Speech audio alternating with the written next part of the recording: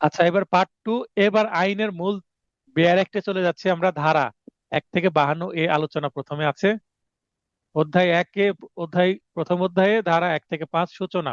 ও ধারা 2 মানে সেকশন 2, বাংলাদেশের অভ্যন্তরে কৃত অপরাধের দণ্ড। বাংলাদেশের ভিতরে কেউ যদি অপরাধ করে, তাহলে ওই প্রতিটা মানুষকেই, এভরি পার্সন, প্রতিটা মানুষকেই shall be guilty within Bangladesh. বাংলাদেশের ভেতরে কৃত অপরাধের জন্য প্রত্যেক ব্যক্তিকে, অর্থাৎ বাংলাদেশি হোক বা বিদেশি হোক, সবাইকে কি করা যাবে? দণ্ড দেওয়া যাবে, তার বিচার করা যাবে। বাংলাদেশে বাংলাদেশি লোক অপরাধ করেছে, তাও বিচার হবে। বিদেশি লোক যদি বাংলাদেশে অপরাধ করে, তাও বিচার হবে। মাঝে মধ্যে পেপার পত্রিকায় দেখেন না যে বিদেশি লোক এসে অপরাধ করছে, বিচার হচ্ছে। 3, বাংলাদেশের বহির্ভাগে, মানে বাংলাদেশে না, বাংলাদেশের বাইরে কৃত অপরাধের জন্য বাংলাদেশে বিচার। Any person liable by any Bangladeshi law. এখানে দেখেন, বাংলাদেশের বাইরে যে কোনো ব্যক্তি কর্তৃক কৃত বাংলাদেশি আইন বলে দণ্ডনীয় অপরাধের বিচার বাংলাদেশের আদালতে এমন ভাবে করা যাবে যেন সে অপরাধটি বাংলাদেশের ভেতরেই সংঘটিত করেছে। কারণ বাংলাদেশি লোক যদি বাংলাদেশের বাইরে যে অপরাধ করে, তাহলে তার বিচার বাংলাদেশে হতে পারে। সেক্ষেত্রে ইন্টারপোলের মাধ্যমে, এক্সট্রাডিশন আইনের মাধ্যমে নিয়ে আসতে হবে। এই ধারাটি সাধারণত বিদেশে অবস্থানরত শুধুমাত্র বাংলাদেশি নাগরিকগণের জন্য প্রযোজ্য। সৌদি আরবে, তারপরে কুয়েতে, বিভিন্ন দেশে বাংলাদেশের লোক আছে না, সেখানে যে যদি অপরাধ করে, তাহলে সেখানেও তো বিচার হতে পারে। সেখানে অপরাধ করে যে সে যদি পালিয়ে আসে, তাহলে সেটার বিচার বাংলাদেশ সরকার করতে পারবে বাংলাদেশের আদালতে। 4, বিদেশে কৃত অপরাধের ক্ষেত্রে, বিচারের ক্ষেত্রে অত্র দণ্ডবিধির আওতার সম্প্রসারণ, মানে এক্সটেনশনটা কেমন হচ্ছে?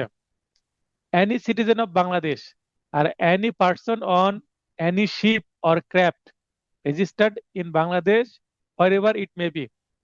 শিপ বলতে পানি জাহাজ, মানে জলযান, ফেরি, বড় জাহাজ, যেমন টাইটানিক ছিল এরকম। তারপরে কোনো নৌকা, এয়ারক্রাফট মানে উড়োজাহাজ বা বিমান।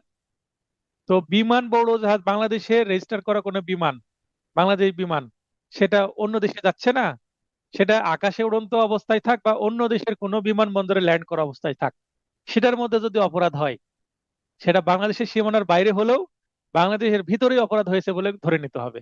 কারণ বাংলাদেশি বিমানে, বাংলাদেশে রেজিস্টার্ড করা বিদেশি বিমান হলেও কিন্তু বাংলাদেশে অপরাধ হয়েছে বলে ধরে নিতে হবে। আবার শিপ, সেটা বাংলাদেশে রেজিস্টার করা বিদেশি মালিকের হলেও, সেটা যদি প্রশান্ত মহাসাগরে থাকে, আটলান্টিক মহাসাগরে থাকে, তারপরেও কিন্তু কি হবে? বাংলাদেশের ভিতরে অপরাধ হয়েছে বলে ধরে নিতে হবে। কারণ ওই শিপটাকে, ওই প্লেনটাকে বাংলাদেশের একটা অংশ ধরে নিতে হবে, সেটা যেখানেই থাক না কেন। আশা করি বোঝাতে সক্ষম হয়েছে।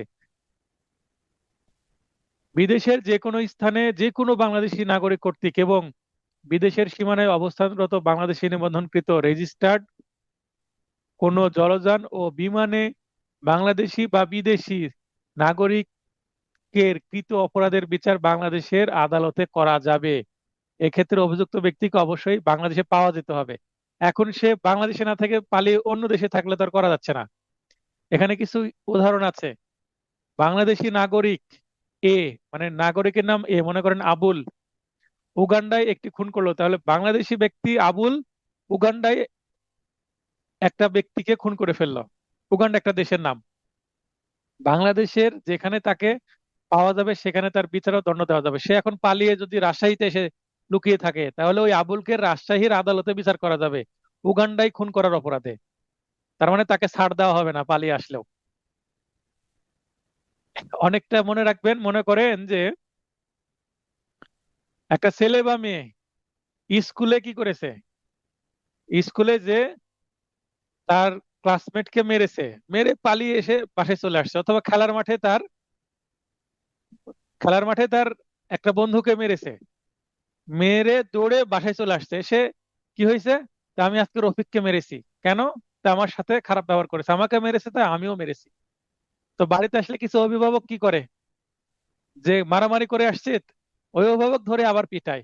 তার মানে সে খেলার মাঠে অপরাধ করেছে, মারামারি করেছে, বাড়িতে এসে বলেছে মা বা বাবা ধরে পেটাচ্ছে। কেন? কারণ কেন সে মারামারি করেছে তাই। তো তেমনি বিদেশে অপরাধ করে এসে বাংলাদেশে লুকিয়ে থাকলে আশ্রয় পাওয়া যাবে না।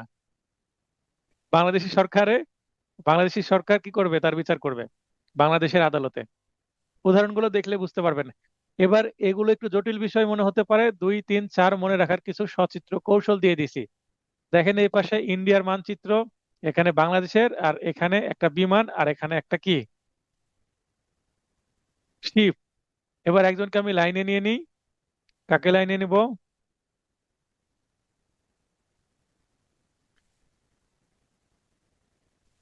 নতুন স্টুডেন্টকে নিই।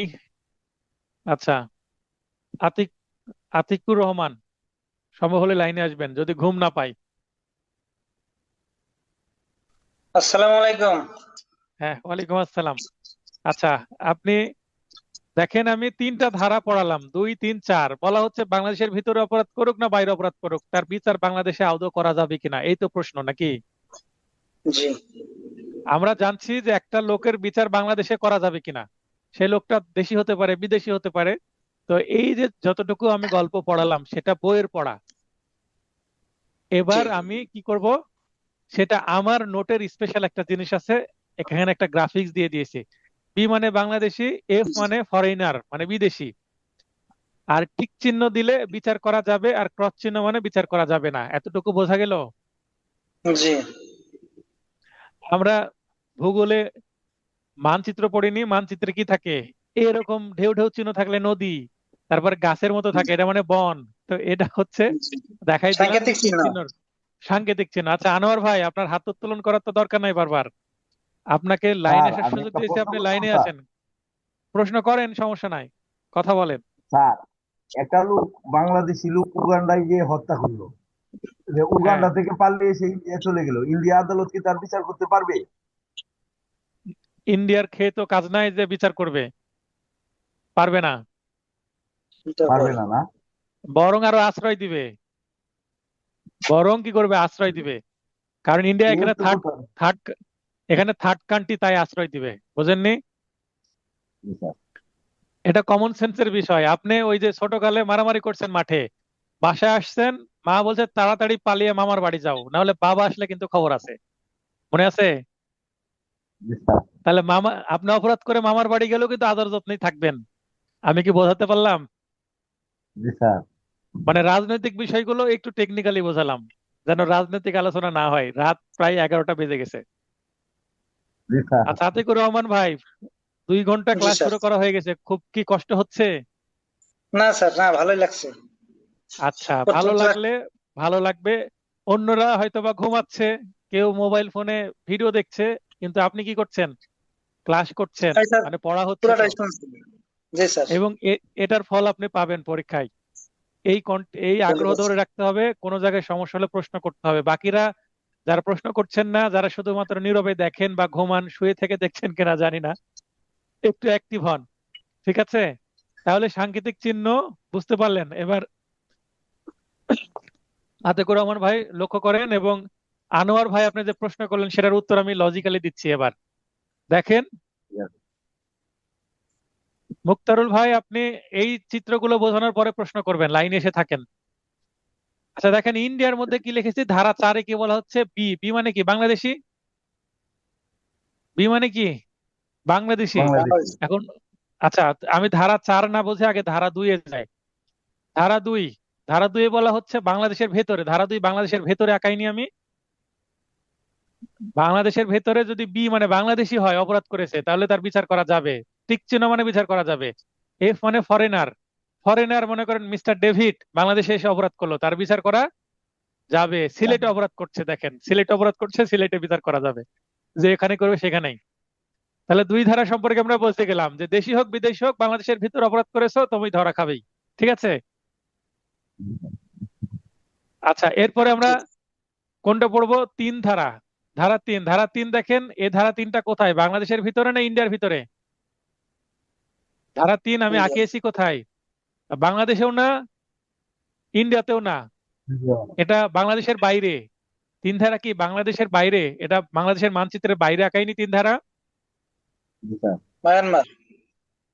হ্যাঁ, তো বাংলাদেশের যদি বাইরে হয়, 3 ধারাতে বলছে যদি বাংলাদেশি ব্যক্তি বাংলাদেশের বাইরে অপরাধ করে তাহলে তার বাংলাদেশে বিচার করা যাবে। আর যদি বিদেশি ব্যক্তি হয় তাহলে তার বিচার করা যাবে না। মনে করেন গভীর সমুদ্রে, প্রশান্ত মহাসাগরের অনেক সমুদ্রে, যেই সমুদ্রে কি নাই, মানুষের হয়তো বা ওই কোনো দেশের কর্তৃত্ব নাই, গভীর সমুদ্রের একটা নির্দিষ্ট সীমা পর্যন্ত মানুষের কি আছে, কোনো দেশের কর্তৃত্ব আছে। কিন্তু গভীর সমুদ্র হাইসিতে কি নাই, মানুষের কর্তৃত্ব নাই, মানে সরকারের কর্তৃত্ব নাই, ওখানে অপরাধ হয়, জলদস্যু। তো সেখানে যে যদি কেউ অপরাধ করে বাংলাদেশি, তো সে যদি এসে বাংলাদেশে এসে অবস্থান করে, তার বিচার করা যাবে। আর ফরেনার যদি করে বাংলাদেশে না আসে, তাহলে ওই ফরেনারের বিচার আমি কেন করতে যাব? কারণ সে বিদেশি লোক, বিদেশে বাংলাদেশের বাইরে কোনো অপরাধ করেছে, সেটা তো আমার দেখার বিষয় না। কিন্তু বাংলাদেশি লোকের সাথে যদি অপরাধ করে এবং সেই ব্যক্তি যদি বাংলাদেশে এসে মামলা করে, সেক্ষেত্রে বিচার করা যাবে, সেটা ভিন্ন জিনিস। তিন ধারা বোঝা গেল বাংলাদেশের বাইরে। স্যার। এবার আমি পড়বো হচ্ছে ধারা 4। ধারা 4, ইন্ডিয়ার মধ্যে বাংলাদেশি লোক কি করলো, অপরাধ করলো, তাহলে ইন্ডিয়াতে আছে, তার বিচার করা যাবে না। কিন্তু ইন্ডিয়া থেকে এই দেখেন এক তীর চিহ্ন দিয়েছে, মানে পালাচ্ছে, পালিয়ে বাংলাদেশে আসলো। দেখেন এখানে ছোট একটা বাংলাদেশের মানচিত্র, এখানে বোঝাতে সুবিধা হবে বলে দ্বিতীয় তীর চিহ্ন দিয়ে আমি এটাকে কোথায় দিয়ে দিয়েছি, বাংলাদেশে দিয়ে দিয়েছি। মনে করেন এটা খুলনা, খুলনাতে সে আশ্রয় নিল, ঠিক আছে? তাহলে ইন্ডিয়াতে অপরাধ করে খুলনায় আশ্রয় নিল, তাহলে এই লোকের বিচার ইন্ডিয়াতে থাকা অবস্থায় করা যাবে না, কিন্তু বাংলাদেশে আসলেই তার বিচার করা যাবে, যেখানে তাকে পাওয়া যাবে সেখানে। খুলনায় পাওয়া যাচ্ছে, খুলনায় বিচার হবে। বোঝা গেল? যশোরে পাওয়া গেলে যশোরে বিচার হবে। আতিকুর রহমান ভাই, বোঝা যাচ্ছে? জি স্যার। আচ্ছা, 4 ধারার আরেকটা এক্সটেনশন হচ্ছে, এবার কোন দেশের মাটিতে না, আকাশে অপরাধ করছে। কোথায়? ধারা 4, বিমানে করছে, আকাশে। তাহলে বাংলাদেশি হোক বিদেশি হোক, এই বিমানটার যদি রেজিস্ট্রেশন বাংলাদেশে করা থাকে, বাংলাদেশের নিজস্ব বিমান হোক, বা মনে করেন যে অন্য দেশের বিমান আছে না, বাংলাদেশে রেজিস্ট্রেশন করা আছে। বাংলাদেশে রেজিস্ট্রেশন করার অর্থ কি, বাংলাদেশে ল্যান্ড করতে পারবে, তাই না? জি বাংলাদেশ সরকারের সাথে চুক্তি করা আছে, তো বাংলাদেশের রেজিস্টার্ড যদি হয়, তাহলে সেটা বাংলাদেশের একটা অংশ, মানে বিমানটাও বাংলাদেশের একটা ভূখণ্ডের মতো কাজ করবে। তাই বিমানের ভিতরে আকাশপথে অপরাধ হলেও, সেটা দেশি হোক বিদেশি হোক, তাদের বিচার হবে। টিক চিহ্ন দেওয়া আছে। ক্লিয়ার হলেন? জি স্যার। এবং একই টিক চিহ্ন এবং একই কথা এই জলযান, মানে কোনো শিপ বা ফেরির ক্ষেত্রেও প্রযোজ্য। সেটা বাংলাদেশের জলসীমার বাইরেও যদি হয়, চাইনাতে গিয়ে অপরাধ করলো, কিন্তু এই শিপটা বাংলাদেশে রেজিস্ট্রেশন করা আছে, তাহলে দেশি হোক বিদেশি হোক, শিপের মধ্যে যদি কোনো খুন হয়, তাহলে বাংলাদেশে এসে তাদের বিচার করা যাবে। এবার কোন ব্যক্তির বিচার বাংলাদেশে করা যাবে, এই প্রশ্নের উত্তর বোঝা গেল? কনসেপ্ট ক্লিয়ার হলো? জি স্যার। জি স্যার। আচ্ছা, এই চিত্রটা ভালোভাবে বোঝার চেষ্টা করবেন, না বুঝতে পারলে তো আমি আছি, প্রশ্ন করলে উত্তর পাবেন। এবার ধারা 5, দণ্ডবিধির কিছু আইনকে প্রভাবিত করবে না। এটা ইংলিশে বলে হচ্ছে special law prevails over general law. নারী ও শিশু নির্যাতন দমন আইন আছে না, জি স্যার।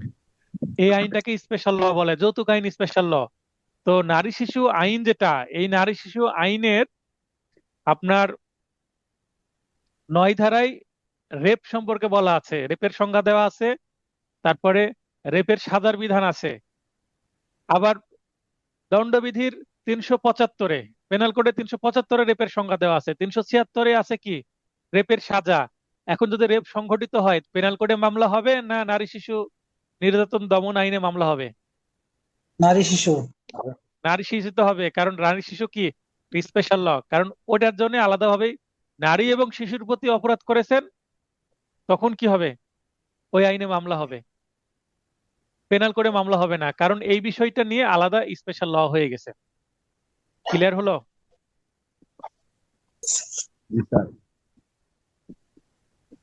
এরপরে ধারা 6, আমরা শুরু করছি হচ্ছে দ্বিতীয় অধ্যায়। ধারা 6 থেকে 52 আছে সাধারণ ব্যাখ্যা সমূহ। এখানে ব্যাখ্যা দেওয়া আছে, জেনারেল এক্সপ্লেনেশনস। এরপরে আছে জেনারেল এক্সেপশন। এক্সেপশন ভিন্ন জিনিস, এক্সপ্লেনেশন ভিন্ন জিনিস। এক্সেপশন আছে হচ্ছে চতুর্থ ব্যতিক্রম। অধ্যায়ে, সাধারণ ব্যতিক্রম চতুর্থতে আছে। তো দ্বিতীয়তে আছে এক্সপ্লেনেশন মানে ব্যাখ্যা, আর এক্সেপশন আছে চতুর্থতে। এই কনফিউশন যেন না হয়, আমি কিন্তু এমসিকিউ প্রশ্ন করি ক্লাস টেস্টে কনফিউশন তৈরি করার জন্য। সংজ্ঞাসমূহের অর্থ সাধারণ ব্যতিক্রম সাপেক্ষে বিবেচিত হবে, মানে সাধারণ ব্যতিক্রমে বলা হয়েছে এই কাজ করলেও আমার হাতে একজন মানুষ মারা গেলেও আমার শাস্তি হবে না, কারণ সেটা সাধারণ ব্যতিক্রম। তাই আমি কোনো কিছুকে অপরাধ বলতে হলে সাধারণ ব্যতিক্রমকে বিবেচনায় নিয়ে আমাকে সেই অপরাধের সংখ্যাটা চিন্তা করতে হবে। ধারা 10, পুরুষ ও নারী বলতে কি বোঝাবে? যে কোনো বয়স্ক পুরুষ ও নারী, মানে এজটা কোনো ম্যাটার না। এরপরে স্যার 19, বলেন স্যার বলেন। আমরা এরপরে 10-এ চলে গেলাম, 7, 8, 9 এই ধারাগুলা কি পড়তে হবে না? না, আমার নোটে যেগুলো নাই সেগুলো পড়ার দরকার নাই। ঠিক আছে স্যার। যেমন আমি 14 ধারা এখন পড়ছি না, কিন্তু 14 ধারা আপনি পড়ে নিবেন, নোটে আছে তাই। জি এখন স্যার। আপনি যদি এই প্রশ্ন করেন তাহলে আমার এই নোটের সাইজ 3 গুণ হয়ে যাবে। সম্ভব এত পড়া? ঠিক আছে স্যার। আমি পেনাল করে 511টা ধারা আছে, 255টা পড়াচ্ছি। কেন পড়াচ্ছি? কমিয়ে দিয়েছি। তাহলে মাঝখানে ধারা বাদ না দিলে কি কমানো যেত? জি না স্যার। আপনার কৌতূহল হলে মূল বই থেকে পড়ে নিতে পারেন, একবার পড়ে নিবেন। আমি পড়েছিলাম, আমি সবই পড়েছি, একটাও বাদ দিইনি আমি। পড়েছি বলে এক চান্সে আমার পাস হয়েছে, এমসিকিউ রিটেন ভাইবা, আমার সমস্যা হয়নি। আজ আবু জুয়েল ভাই বলেন। স্যার, এই 10 নম্বর ধারাটা স্যার বুঝতে পারিনি স্যার। নারী ও পুরুষ বলতে কি বোঝাবে? যে কোনো বয়সে নারী। এই নারী বলতে মনে করেন যে একটা 10 বছরের মেয়ে, তাকেও নারী বলা হবে। 100 বছরের মহিলাকেও নারী জি বলা স্যার। হবে। মানে জি স্যার। বালিকা, গার্ল, ওমেন একই জিনিস। আবার বয়, বয় মনে করে একজন 17 বছরের একটা ছেলে, সে বয়। আর যখন 30 বছর হয়ে যায় তখন আমরা কি ইয়ং বলি, তাই না? জি স্যার। তো আইনের চোখে boy, young man, gentleman, old man সবই সমান। এটাই বোঝানো হচ্ছে 10 ধারায়, মানে এখানে বয়সটা ফ্যাক্ট না। এখানে শুধু ওই নারী পুরুষ এটুকুই বুঝাইছে স্যার। হ্যাঁ, ম্যান উম্যান। 14 জি আপনারা পড়ে স্যার। নেবেন। Okay sir. ইম্পর্টেন্ট ধারাগুলো পড়বো। 19, জজ বলতে কাকে বোঝাবে? দেওয়ানি বা ফৌজদারি কার্যক্রমে চূড়ান্ত রায় প্রদানের যার ক্ষমতা আছে, রায় দিতে পারে যে সে। কোনো কালেক্টরকেও জজ বলা হবে, ম্যাজিস্ট্রেট যিনি বিচার করেন। আর যে ম্যাজিস্ট্রেটের শুধু প্রেরণ করার ক্ষমতা আছে তিনি নন, মানে জজ নন। তাহলে 1, 2, 3, এই তিনটা হচ্ছে জজ। এবং 4 নম্বর, 4 নম্বর হচ্ছে জজ না, মানে তিনি বিচার করতে পারেন না, শুধুমাত্র কোনো কিছু নিয়ে প্রেরণ করে দেন, আমলে নিয়ে প্রেরণ করে দেন, বিচার করতে পারেন না। যেমন আমলি আদালত আছে, যেমন কিছুদিন আগে মামলা এই অ্যামেন্ডমেন্ট হয়ে কি হয়েছে, আমলি আদালত বিচারিক আদালত আলাদা করে দেওয়া হয়েছে। তো যারা আমলি আদালত, তাদেরকে জজ বলা যাবে না, কারণ তারা বিচার করার ক্ষমতা হারিয়ে ফেলবে, শুধু আমলে নিয়ে পাঠিয়ে দেবে অন্য জায়গায়। ধারা 20, বিচারালয়, বিচারালয় বা কোর্ট অফ জাস্টিস, বিচারকের কার্য সম্পাদন মানে চলমান এজলাস। মনে করেন আপনি একটা কোর্টের মধ্যে বসে আছেন, আপনি একটা কোর্ট রুমে বসে আছেন, এখনো বিচারক তার বিচারকের আসন গ্রহণ করেননি, মানে কোর্ট শুরু হয়নি। এটাকে কি বলা যাবে না, আদালত বলা যাবে না। যখন কোনো বিচারক বিচার কার্যের জন্য উঠেছেন এবং বিচার চলছে, ওই সময় ওই কোর্টরুমকে আদালত বলা যাবে। পার্থক্য বুঝতে পারলেন? স্যার এজলাসটা যেটা, এজলাসটা কি হ্যাঁ, পুরা কোর্টটাকে বোঝায়? এটাই তো শেখানো হচ্ছে। এজলাস মানে চলমান এজলাস, মনে যখন যখন বিচারক বসে আছেন, কোর্ট চলছে মানে রানিং করছে, তখন জি স্যার। এটাকে এজলাস বলা হবে বা আদালত বলা হবে। এখন আদালত বলতে ওই যে একটা ঘর, কিছু বেঞ্চ আছে, বিচারকের আসন আছে, এই জিনিসকে আদালত বলা যাবে না, এগুলো তো কাঠামো। এগুলো কি জি স্যার। কাঠামো, বিল্ডিং এর অংশ। চেয়ার টেবিলকে আদালত বলা হবে না, তাহলে আদালত কাকে বলা হবে? ওই চেয়ার টেবিল সহ যখন বিচারক বসবে তখন সবকিছু মিলে কি একটা আদালত। জি স্যার। বুঝতে পারলেন? জি স্যার। আচ্ছা আনোয়ার ভাই, মনে করেন যদি বলি যে আপনার নাম কি, আপনি বলবেন আমি আনোয়ার হোসেন।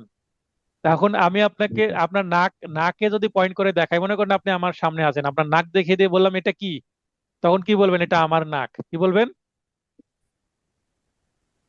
কি বলবেন আনোয়ার ভাই? না স্যার। হ্যাঁ, আমার প্রশ্ন হচ্ছে আপনার নাকে আমি আঙ্গুল দিয়ে দেখিয়ে দিয়ে বলছি এটা কি বলেন, তো তখন কি বলবেন? যে এটা আমার নাক। বুঝতে পারলেন প্রশ্ন? জি স্যার। ছোট বাচ্চাদের জি স্যার। শেখানো হয়। তার চোখে হাত দিয়ে জি বললি স্যার। যে এটা কি, তো এটা আমার চোখ। ছোট বাচ্চাদের শিখাই আমার না? জি স্যার। এখন যদি আমি প্রশ্ন করি আনোয়ার তাহলে কোনটা, এটা তো আপনার নাক এটা চোখ, আনোয়ার কোনটা? পুরো বডিটাই হচ্ছে আনোয়ার, তাই না? জি স্যার। এখন যদি বলি পুরো বডিটা হচ্ছে আনোয়ারের দেহ, যদি একটু আধ্যাত্মিক লেভেলে যাই, তাহলে আপনার ব্যক্তিত্ব হচ্ছে আনোয়ার, জি তাই স্যার। না? জি স্যার। তো এটা তো এই সবকিছু মিলে যখন আদালতে বিচারক বসবেন, কার্যক্রম শুরু হবে, তখন আদালত বলা হবে। তাছাড়া মনে করেন বিচারক এখনো বসেনি, তখন আদালত বলা হবে না। আবার বিচারক নেমে জি গেলেন, স্যার। তখন আদালত বলা হবে না। ওইটা একটা রুম, কোর্ট রুম না। কিন্তু কোর্ট অফ জাস্টিস হতে হলে চলমান এজলাস হতে হবে, মানে রানিং কোর্ট হতে হবে, যেখানে বিচারক বসে আছেন, হিয়ারিং চলছে। ঠিক আছে? জি স্যার, ক্লিয়ার। 24, অসাধুভাবে, অসৎভাবে, ইংলিশ হচ্ছে ডিসঅনেস্টলি। Honesty is the best policy. যার অনেস্টি থাকে না সে অপরাধে জড়িয়ে যেতে পারে। অবৈধ লাভ বা অপর ব্যক্তির অবৈধভাবে ক্ষতি সাধন করলে সেটা ডিসঅনেস্টলি করা হয়েছে বলে ধরে নিতে হবে। তাহলে প্রশ্ন আসতে পারে ডিসঅনেস্টলির কত ধারায় আছে সংজ্ঞা?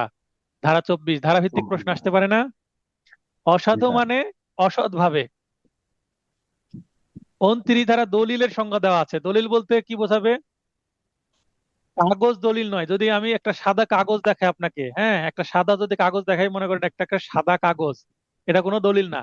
তো কাগজে যদি কোনো কিছু লিখি, তখন সেটা দলিল হয়ে যাবে। কোনো কিছু চিহ্ন দিলাম, দলিল হয়ে যাবে। বরং কাগজ, কাঠ, পাথর, ধাতু বা যে কোনো বস্তুর উপর লিখিত বক্তব্য বা চিহ্ন হলো দলিল। মানে কোনো কিছু লিখলে বা কোনো কোড ব্যবহার করলে, কোনো চিহ্ন দিলে সেটা দলিল হবে। কিন্তু শুধু ব্ল্যাঙ্ক সাদা কাগজ কোনো দলিল না। স্যার, আমরা তো হ্যাঁ, সাত ওমর। কয়েনের 3 ধারাও দলিলের সংজ্ঞা পাইছি।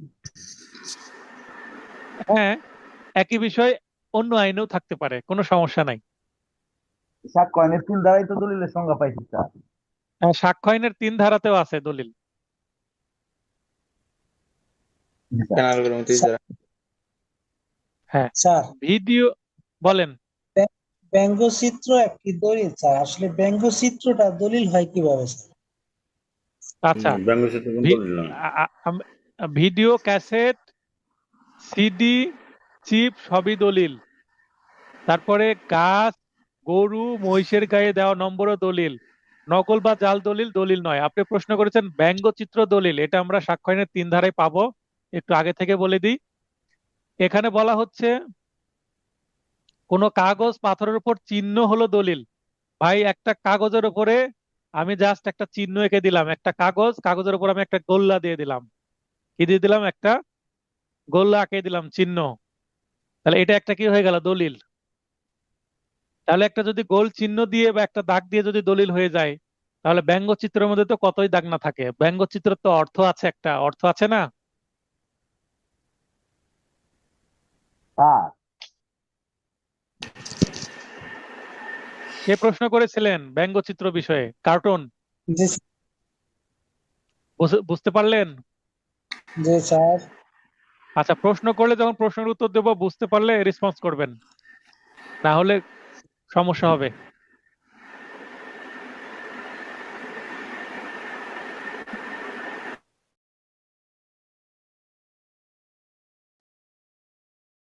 আচ্ছা, এখন একটু দ্রুত আমি এগিয়ে যাব, আর বেশিক্ষণ ক্লাস হবে না। ধারা 30, মূল্য বা জামানত, ভ্যালুয়েবল সিকিউরিটি। এখানে দেখে নেবেন যে কোনো দলিল দ্বারা কোনো দায় স্বীকার করা অথবা পরিত্যাগ করা, যেমন কোনো চেক, এটা কিন্তু একটা মূল্যবান আমানত। কোনো বন্ড। 31-এ উইলের সংজ্ঞা দেওয়া হয়েছে।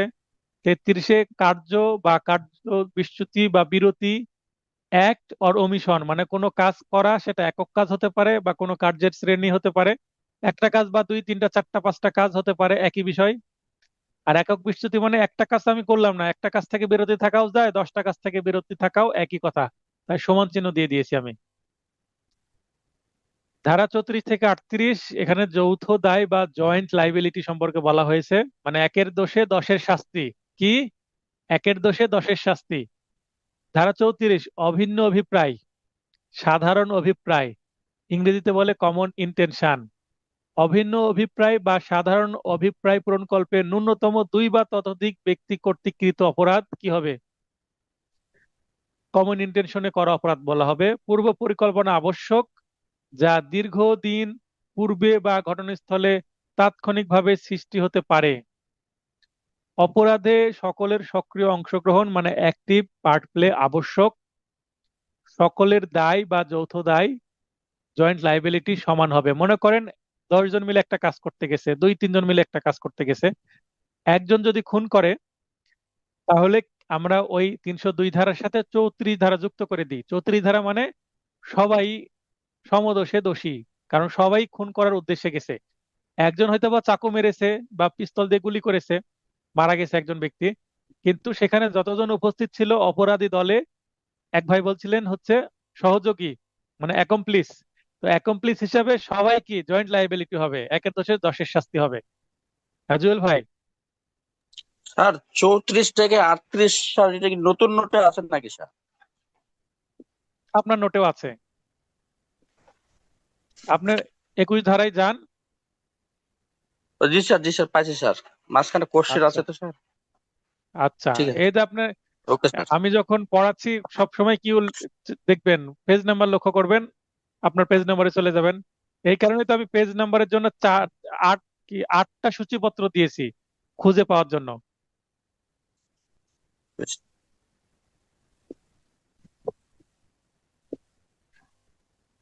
এই যে বাকি সেকশন গুলো আছে, এর মধ্যে 38 যেটা, হ্যাঁ এটা খুবই গুরুত্বপূর্ণ, এবং বাদ বাকি গুলো একটু পড়ে নেবেন, আগের ভিডিওতে আছেই। একই কার্যের জন্য ভিন্ন ভিন্ন অপরাধে দোষী হতে পারে। এই যে আমরা যে 38 ধারাটি মূলত 34 ধারার ব্যতিক্রম হিসাবে বিবেচিত। 34 ধারাতে সবার দায় সমান হয়, মানে ফাঁসি সবাইকে দেওয়া যাবে যদিও একজন গুলি করে মেরেছে। আর এখানে অপরাধ একটা হয়েছে কিন্তু ভিন্ন ভিন্ন দায় হতে পারে। এখানে একটা উদাহরণ দেওয়া আছে, উদাহরণটা দেখলে বুঝতে পারবেন যে কাজ করলো 2 জন মিলে, কিন্তু একজনের একটা অপরাধ হবে, আরেকজনের আরেকটা অপরাধ হবে। কোন ক্ষেত্রে সেটা দেখে নেবেন। এইখানে কিছু সংজ্ঞা দেওয়া হয়েছে, সংজ্ঞাগুলো দেখে নেবেন। এই যে 52তে কি আছে, সরল বিশ্বাস বা সৎ বিশ্বাস, good faith, bonafide. Due care and attention কে কি বলে? বোনাফাইড বা গুড ফেথ। যথাযথ সতর্কতা ও মনোযোগ সহকারে সম্পাদিত কার্যই হচ্ছে সৎ বিশ্বাসে করা কাজ বা সরল বিশ্বাসে করা কাজ। এটা আসে বারবার।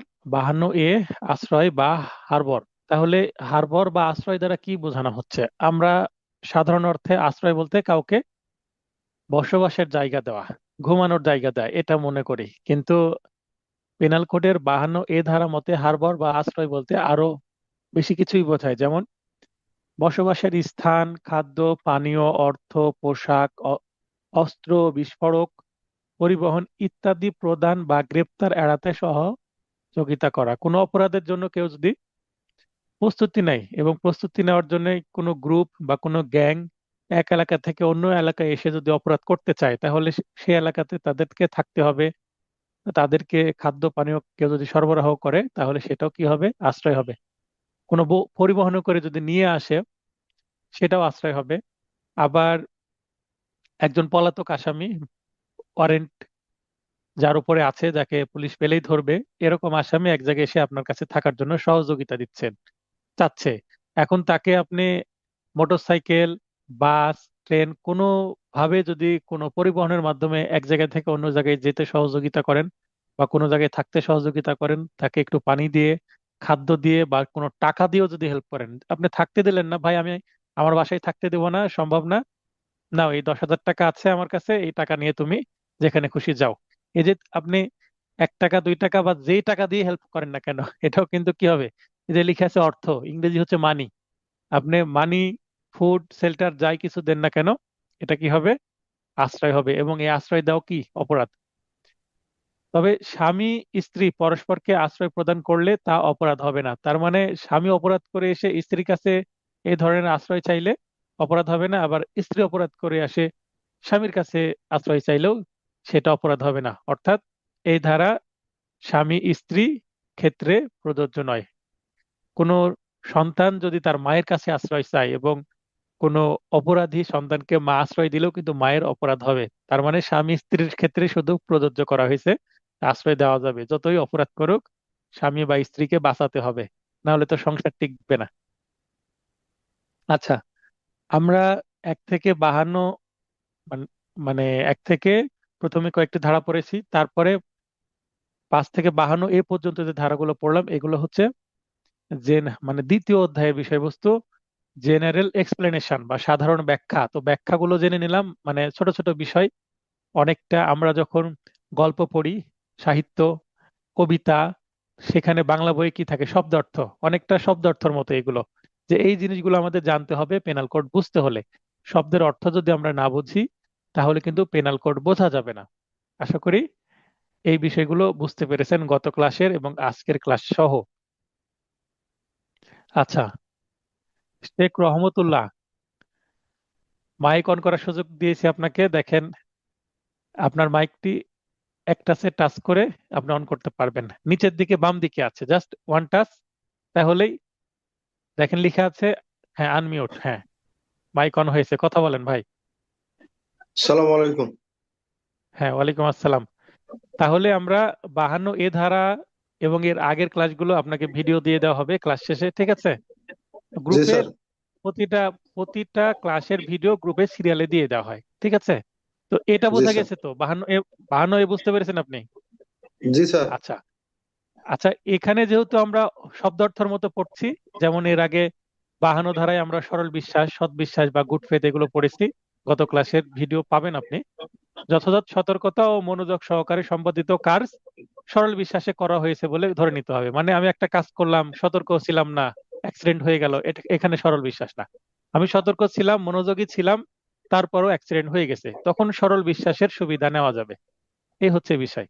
তো এগুলো গত জি। ক্লাসের বিষয় ছিল, আমি এটা ভিডিও দিয়ে দিব।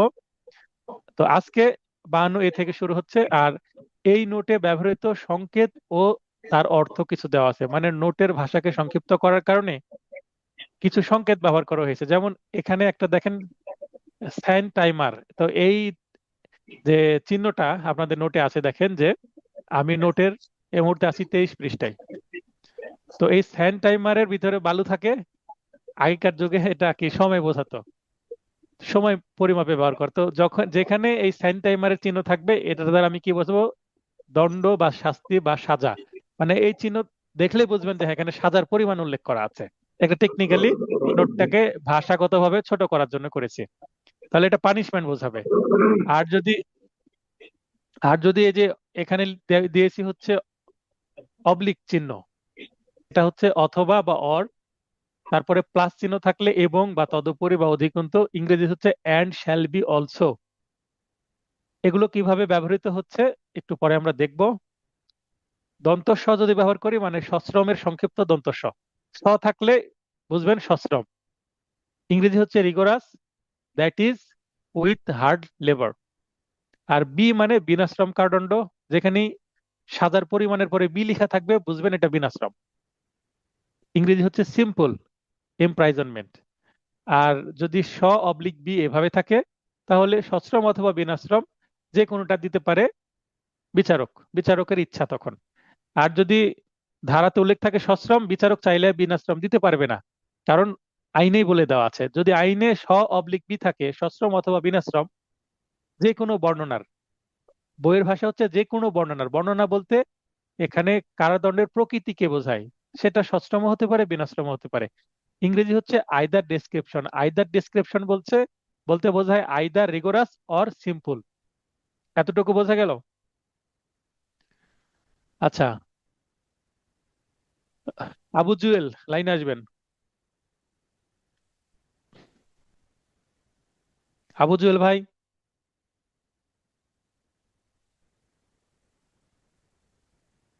আমরুজ্জামান ভাই, স্যার আসসালামু আলাইকুম। ওয়ালাইকুম আসসালাম। বোঝা গেল এই চিহ্নগুলোর অর্থ? জি স্যার। তাহলে আমরা এতক্ষণ শব্দ অর্থ বুঝছি, হ্যাঁ, আমরা মূল ক্লাসে প্রবেশ করব। আর এই যে আমরা পার্ট 2-এ ধারা 1 থেকে 52 এ পর্যন্ত ছিল, বিগত বার কাউন্সিল এবং জুডিশিয়ারির প্রশ্নগুলো এখানে অ্যাড করা আছে।